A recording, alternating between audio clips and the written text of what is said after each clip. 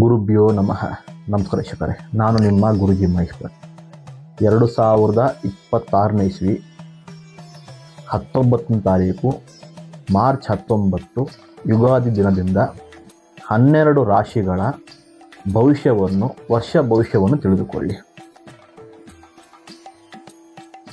ಮೊದಲನೇದಾಗಿ ಮೇಷರಾಶಿ. 2026ನೇ ಇಸ್ವಿಯಲ್ಲಿ ಮೇಷರಾಶಿಯವರಿಗೆ ಆತ್ಮಾವಲೋಕನ ಮತ್ತು ಶಕ್ತಿಯನ್ನು ತುಂಬುತ್ತದೆ ಅಂತ ಹೇಳಬಹುದು. 2026ನೇ ಇಸ್ವಿ ಮೇಷರಾಶಿಯವರ ವೃತ್ತಿ ಜೀವನದಲ್ಲಿ ಆಶಾದಾಯಕ ಸಂತೃಪ್ತಿಯನ್ನು ತಂದುಕೊಡುತ್ತದೆ, ಹಾಗೆಯೇ ಶಕ್ತಿ ಹೆಚ್ಚಾಗುತ್ತದೆ.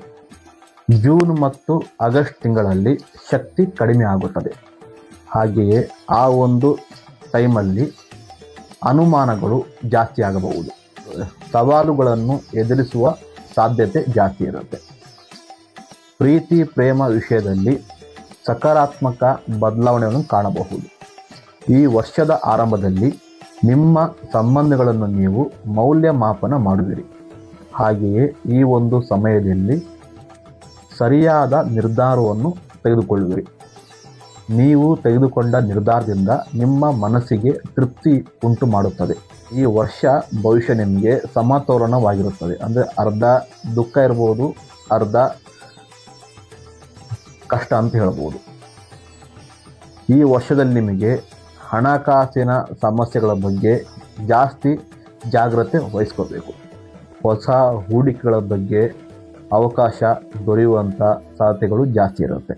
ಈ ವರ್ಷದಲ್ಲಿ ನಿಮಗೆ ಸ್ನೇಹಿತರು ಮತ್ತು ಸಂಬಂಧಗಳೊಂದಿಗೆ ಸಂಬಂಧವನ್ನು ಭದ್ರಪಡಿಸುವಂಥ ಅವಕಾಶ ಜಾಸ್ತಿ ಇರುತ್ತದೆ.